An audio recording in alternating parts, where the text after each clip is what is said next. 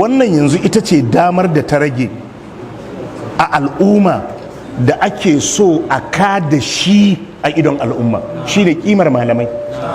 Iya abin da ya rage kenan. Yanzu masu sarauta an riga an bi ta kan sarakuna, kun fahimta?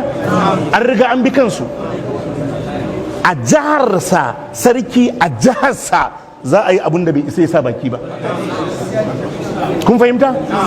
Masu kuɗi an mamaye su, ba mai kuɗin da a ƙasa ya isa ya fito ya yi magana, saboda to yanzu malamai ake bibiya.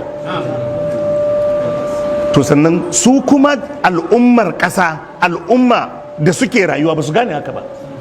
Wannan yake ba da dama yaro ɗan shekara 18 sai ya shiga ya zazzagi malami ya wuce.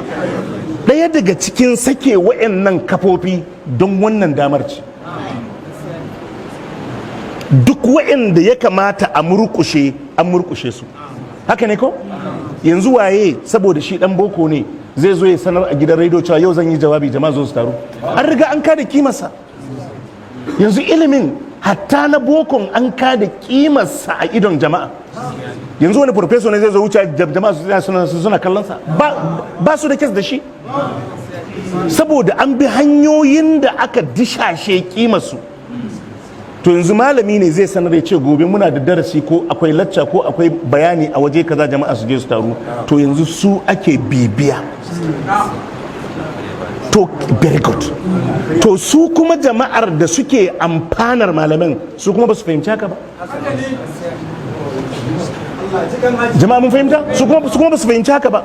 To iya damar da ta rage, amma ai in dai mai hankali ne ai bai isa ya ce ya kasa ganin amfanin malami ba, bai isa ba. Normal wannan abun da kaga ake yi, aje a yi karatu a yi kaza a yi, da yawa waɗansu haushin malaman suke ji,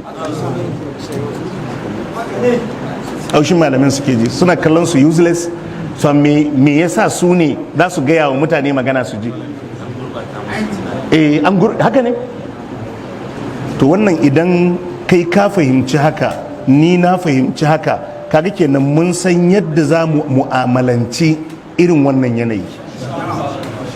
Allah ya samu dace. Assalamu alaikum wa rahmatullahi wa barakatuh.